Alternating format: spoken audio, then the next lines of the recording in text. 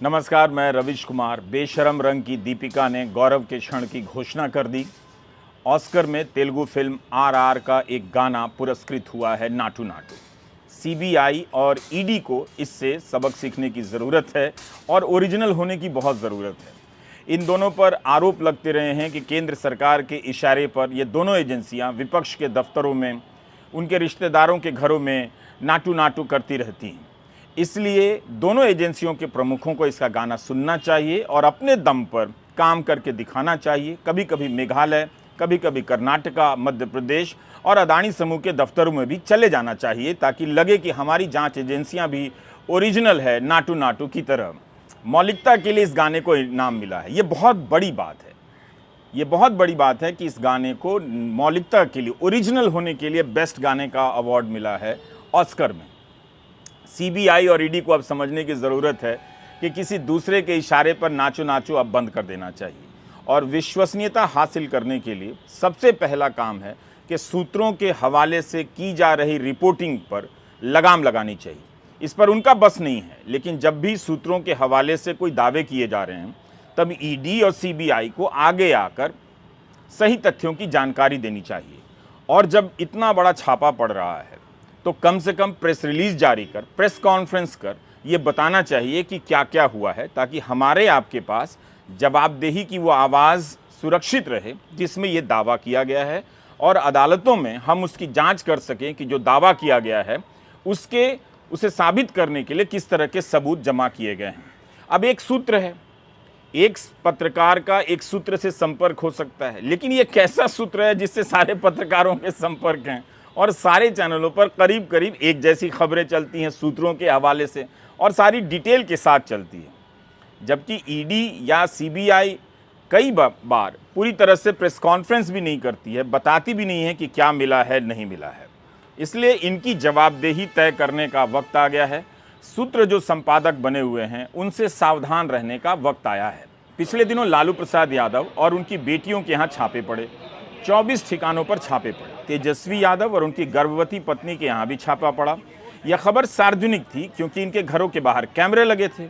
तब कोई तुक ही नहीं बनता कि छापे में क्या मिला इसकी सूचना सूत्रों के हवाले से दी जाए या ट्वीट में 2-4 लाइन लिखकर दी जाए। ऐसा लगता है कि कोई ख़ास तरह से कवरेज करवाना चाहता है। इनके पास ठोस सबूत नहीं है, इसलिए सामने नहीं आना चाहते हैं। तो समय आ गया है कि ऐसे छापों के वक्त सभी जानकारी रखने वाले सूत्र महोदय को सामने लाया जाए और उन्हें मीडिया और देश की जनता के सामने हाजिर किया जाए। जिस तरह से राष्ट्रीय जनता दल अपने ट्विटर हैंडल से जांच एजेंसियों के दावों को, मीडिया की रिपोर्ट में किए गए दावों को रिजेक्ट कर रहा है, चुनौती दे रहा है, उसके बाद भी अगर ये जांच एजेंसियां सामने आकर सही तथ्य नहीं रखती हैं या उन तथ्यों की पुष्टि नहीं करती हैं तो ये बहुत दुखद है। क्या कर सकते हैं? जिस घटना का इतना मीडिया कवरेज हुआ है या करवाया गया है कि छापे के समय ये मिल गया, वो मिल गया, वो कितना सही है हम सबको जानने का हक है। अदालतों में ये मामला बहुत लंबा चलता है, कई साल लग जाते हैं। जिस मामले में छापे पड़े हैं वो मामला खुद 2017 में प्रकाश में आया था और अभी तक छापे वगैरह वगैरह में ही सारी बातें और ख़बरों में ही सारी बातें घूम रही हैं। 11 मार्च की शाम ईडी ने ट्वीट किया कि ज़मीन के बदले नौकरी घोटाले के संदर्भ में 24 ठिकानों पर छापे मारे गए हैं। 1 करोड़ की राशि मिली है, $1900 की विदेशी मुद्रा मिली है, 540 ग्राम सोने का सिक्का मिला है और 1.5 किलो के जेवर मिले हैं। और इन छापों से अवैध तरीके से कमाई गई करीब 600 करोड़ की संपत्ति का अब तक पता चला है। ईडी के इस ट्वीट में बहुत कम जानकारी है। मतलब इस ट्वीट से पता नहीं चलता कि 24 ठिकानों पर छापे पड़े हैं तो 1 करोड़ कैश कहां कहां से मिला, कितना कितना मिला, किस बेटी के घर से कितना मिला और इसका संबंध ज़मीन के बदले नौकरी घोटाले से कैसे है। 1.5 किलो सोने की ज्वेलरी मिली है, जेवर मिले हैं। 3 बेटियों और एक गर्भवती बहू के यहाँ छापा पड़ा है। तो ये ज्वेलरी, ये जो जेवरात हैं, क्या बहुत ज़्यादा हैं और ये किसके हैं, किसके कितने हैं? सरकार वैसे हिंदी प्रेम में डूबे होने का दावा करती है, हिंदी खूब बोलती है, लेकिन ईडी ने अपनी ये जानकारी अंग्रेज़ी में ट्वीट कर दी। ये हिंदी में भी सूचना दी जा सकती थी ताकि अनुवाद में किसी से कोई गलती ना हो। इस बार राजद और तेजस्वी यादव ने ईडी को सार्वजनिक रूप से चुनौती दी है कि जो दावे किए जा रहे हैं उससे संबंधित जो भी पंचनामा बना है उसे सार्वजनिक कीजिए। कहीं भी छापा पड़ता है तो जिन चीज़ों को बरामद करने का दावा किया जाता है उनकी एक सूची बनती है और दोनों पक्ष उस पर दस्तखत करते हैं कि आप हमारे घर से ये चीज़ें लेकर जा रहे हैं। इसे पंचनामा कहते हैं। अब जब इतनी बातें हो रही हैं मीडिया में तो वो पंचनामा क्यों नहीं सार्वजनिक किया जाता है, या फिर जो ये सूत्र है उसे क्यों नहीं गुप्त रखा जाता है, ताकि वो सारी बातें मीडिया को ना बताता फिरे। पता तो चले कि ये सूत्र बैठता कहाँ है, ईडी के भीतर बैठता है या किसी और कार्यालय में बैठता है या किसी और के साथ चलता है। ऑल्ट न्यूज के पत्रकार अभिषेक ने ट्वीट कर दिया कि इससे ज्यादा पैसा तो भाजपा सांसद गिरिराज सिंह के घर चोरी करने वाले चोर के पास बरामद हुआ। चोर ने कबूला कि बरामद बैग में पड़ा 1 करोड़ 14 लाख नगद, $600 सोने के आभूषण गिरिराज सिंह के घर से उसने चोरी की, जबकि गिरिराज सिंह ने मात्र 50,000 रुपए चोरी की शिकायत दर्ज कराई। इस ट्वीट को तेजस्वी यादव ने रीट्वीट कर दिया है। कर्नाटका में भी एक बीजेपी के विधायक के बेटे के घर से नोटों के बंडल बरामद हुए। अखबारों में यह तस्वीर छपी। कम से कम पार्टी के नेता ही बेटे जी के घर चले जाते, छापे मारते और जो भी नोट है ले आते, पार्टी फंड में जमा कर देते। इस पैसे से पार्टी अपने कार्यकर्ताओं को ही कुछ पैसा दे देती, आर्थिक मदद दे देती। बहुत सारे गरीब कार्यकर्ता काम कर रहे होते हैं किसी भी राजनीतिक दल में।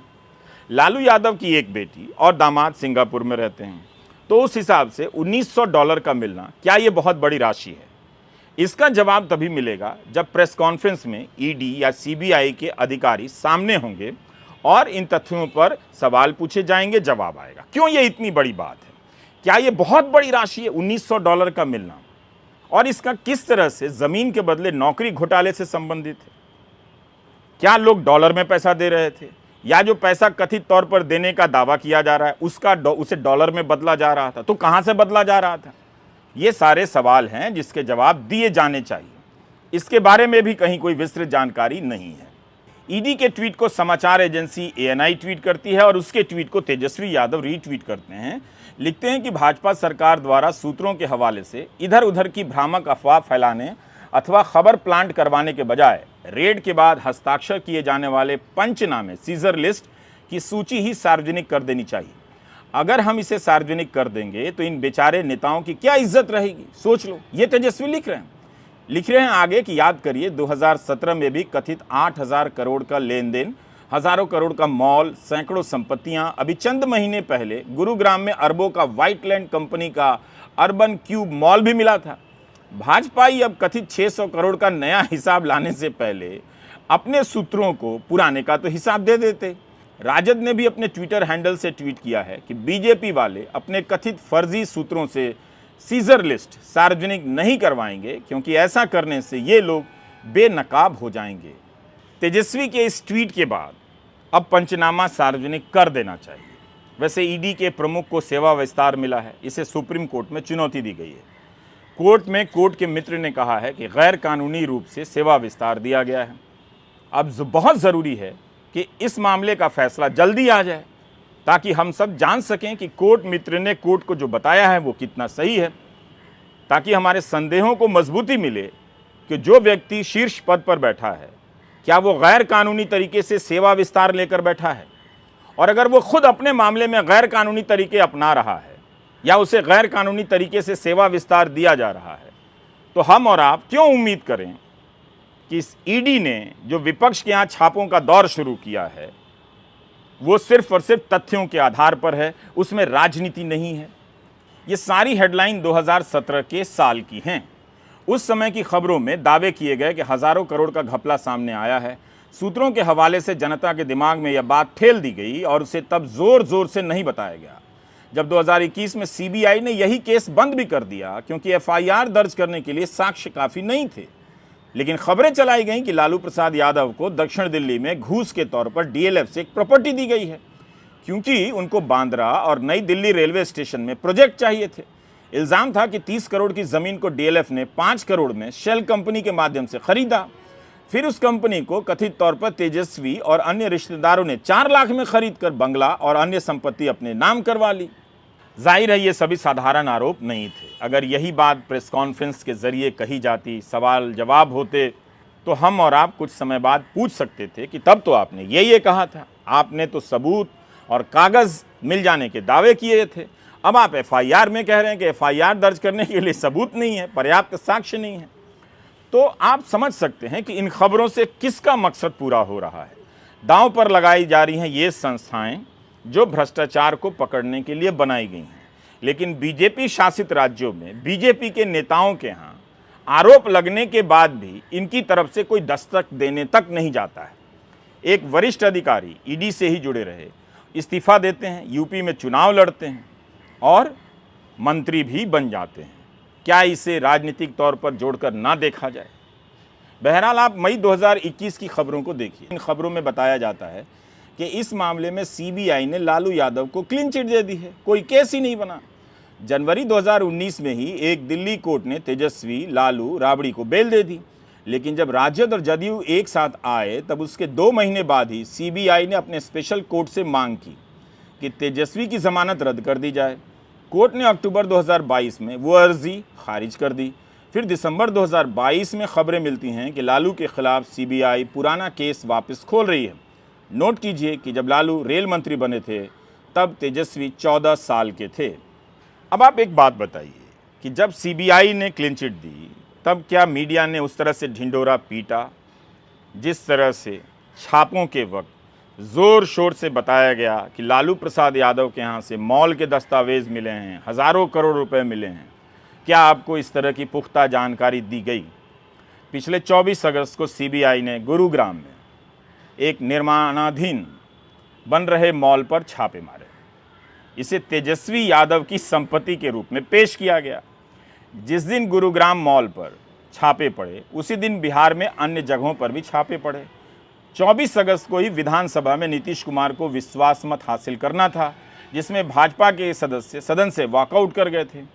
तेजस्वी शुरू से ही मॉल से अपने संबंध को नकारते रहे। 2 दिन बाद इंडियन एक्सप्रेस ने भी रिपोर्ट किया कि व्हाइटलैंड कॉरपोरेशन प्राइवेट लिमिटेड ने कहा है कि सीबीआई का दावा जो था वो गलत है। कंपनी ने कहा कि निजी स्वार्थों के चलते कंपनी की साख खराब हो रही है। तेजस्वी अब कहते हैं कि जब माल भाजपाई का निकला तो सब चुप हो गए। क्या ये बात सही है? क्या इसकी जांच नहीं होनी चाहिए? यह तो और भी गंभीर आरोप है। अगर प्रेस कॉन्फ्रेंस हुई होती तो ये सारे सवाल पूछे जाते, और हुई भी होगी तो इनकी रिपोर्टिंग उस तरह से नहीं की गई होगी ताकि आपको सारे सवालों के जवाब मिल जाते। तो पिछले साल 25 अगस्त को तेजस्वी यादव कई ट्वीट करते हैं इसी को लेकर, और मैं पढ़ता हूं उसे। 25 अगस्त 2022 को तेजस्वी ट्वीट करते हैं कि जिस कंपनी, मॉल और उसके शेयर्स को गोदी मीडिया के सूत्र मेरा बता रहे हैं वो कंपनी 2021 में बनी। उसके 2 डायरेक्टर हैं जो हरियाणा के हैं। 2 लोगों के पास कंपनी के सारे शेयर हैं। दलाल, बिकाऊ और गंदे सूत्रों के अवलोकनार्थ सारे डॉक्यूमेंट सामने रख रहा हूँ। कुछ शर्म बची हो तो खुद को धिक्कार भेजना। 25 अगस्त 2022 को वे ट्वीट करते हैं कि गुरुग्राम के जिस मॉल को गोदी मीडिया के बेगैरत पत्रकार कथित सूत्रों के हवाले से मेरा बता रहे हैं, उन्हें बताना चाहता हूं कि हरियाणा सीएम के साथ साथ बीजेपी के एमपी और गुरुग्राम की बीजेपी की मेयर ने भी उस कंपनी का अनुमोदन किया है। हर प्रोजेक्ट में ये लोग उपस्थित रहते हैं। सीबीआई से इनकी जांच कराओ।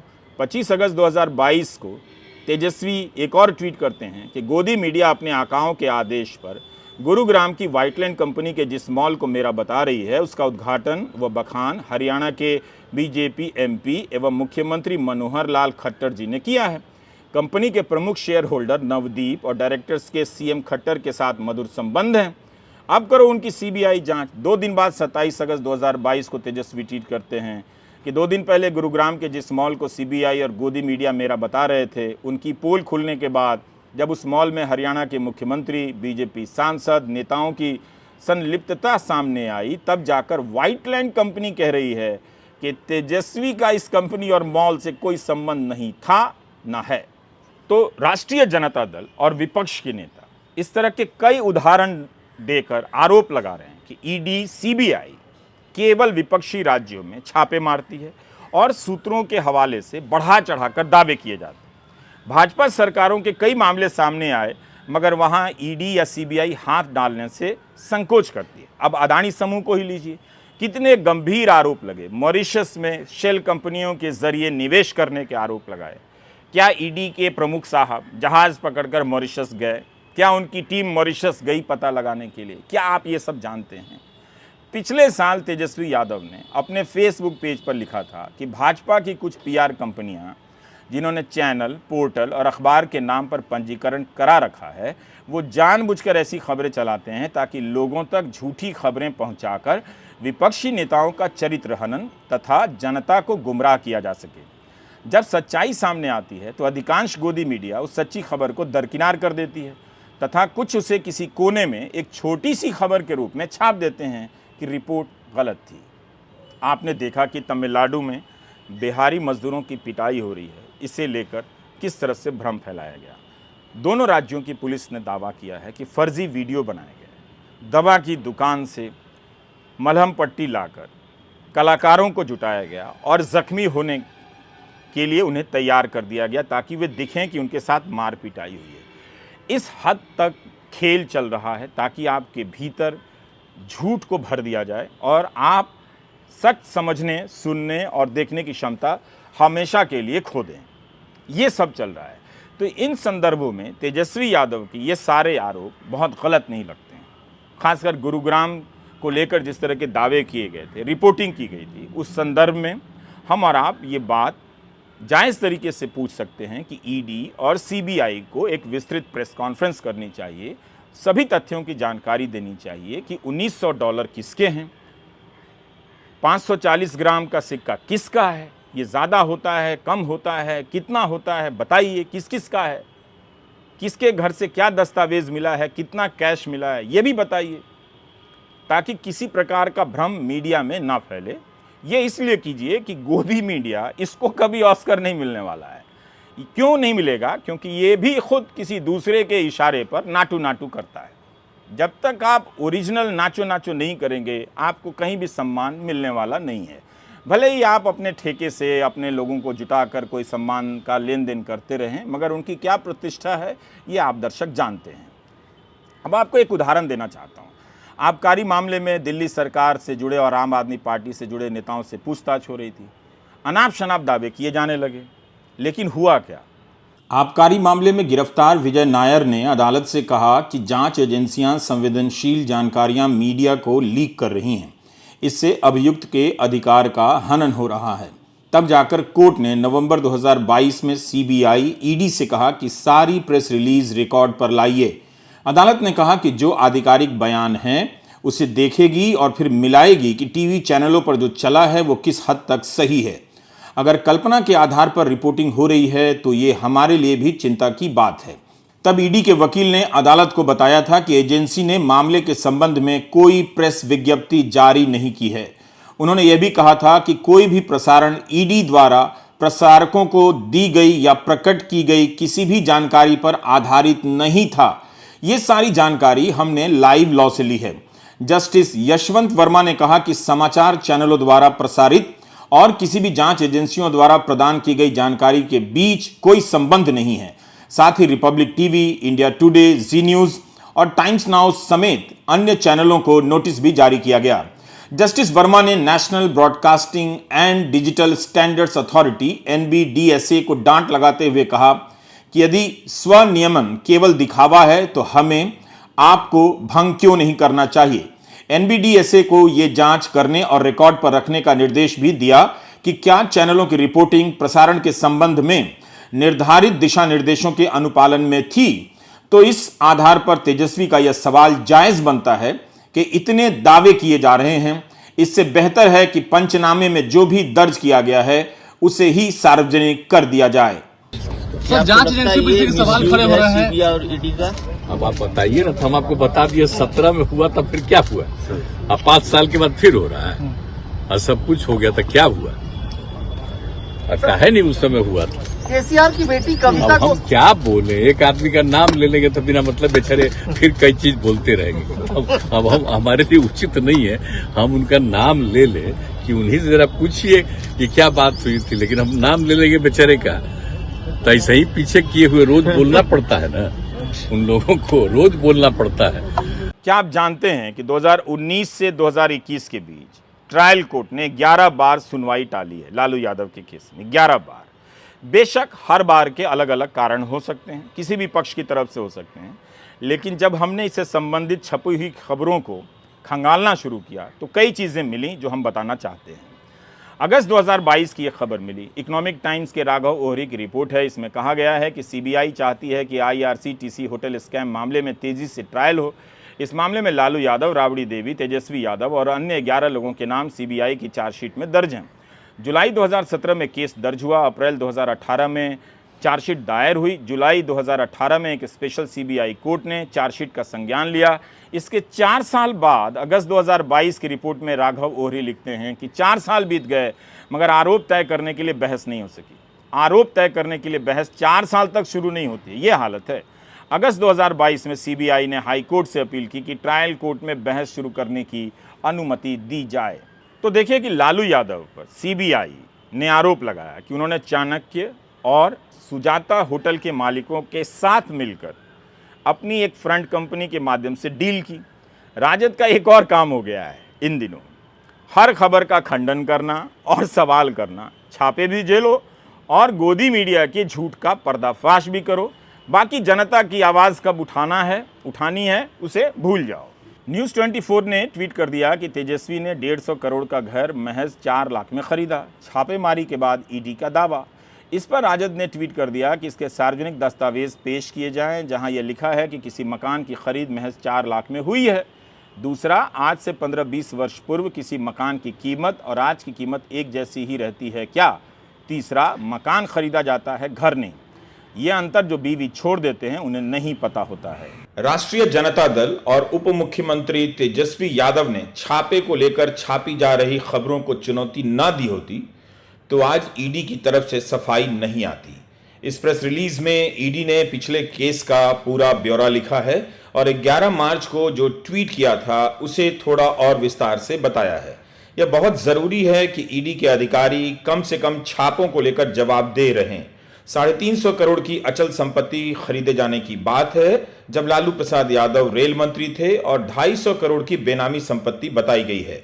कई मामलों में मनी लॉन्ड्रिंग के संकेत मिले हैं जिनकी जांच हो रही है। आप विस्तार से ईडी की यह प्रतिक्रिया पढ़ सकते हैं। क्या यही जानकारी ईडी की तरफ से पहले नहीं दी जा सकती थी? सवाल है कि सूत्रों के हवाले से छप रही इन खबरों का क्या किया जाए।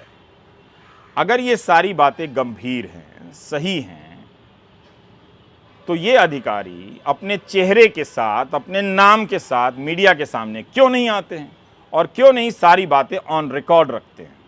आज कांग्रेस ने कई राज्यों में राजभवन तक मार्च किया है। अदानी समूह पर जो आरोप लगे हैं उनकी जांच की मांग को लेकर विपक्ष सड़क पर है मगर खबरों में विपक्ष नहीं है। कांग्रेस पूछ रही है कि मोदी सरकार क्यों चुप है।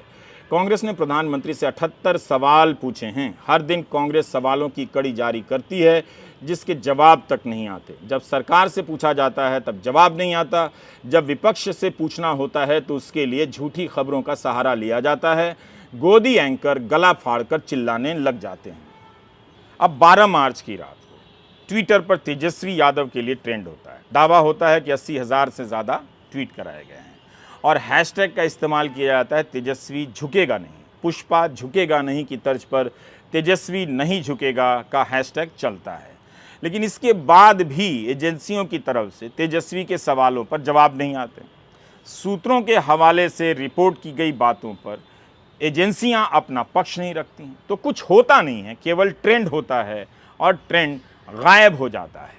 भारत की जनता महंगाई दर से एडजस्ट हो चुकी है। उसे इस बोगी में जैसे तैसे बैठकर सफ़र करने से भी अब दिक्कत नहीं है। एक ही टारगेट है, बस पहुंच जाना। इस तरह की यात्राओं ने उसे उम्मीद की न्यूनतम दर के साथ जीने का आदी बना दिया है। हम नहीं जानते कि इनके जीवन में अखबार कितना है, समाचार कितना है। आबादी का यह हिस्सा खबरों से बाहर हो चुका है। रेल मंत्री आए दिन नए नए चमकदार स्टेशनों की तस्वीर ट्वीट करते रहते हैं। आम लोगों के लिए बरसों से इस हाल में यात्रा करने का अनुभव एक ऐसे बायोडेटा की तरह हो गया है जो कोरे कागज़ पर टाइप तो हो जाता है मगर उससे नौकरी नहीं मिलती है। उसी तरह इन आम लोगों के बोलने से अब हालात नहीं बदलते।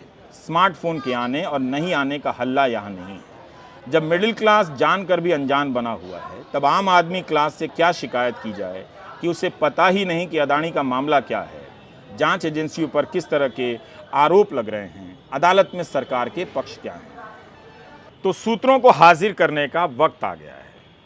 सीबीआई और ईडी ने जो भी पंचनामा तैयार किया है लालू यादव के केस में, उसे सार्वजनिक कर देने का वक्त आ गया है।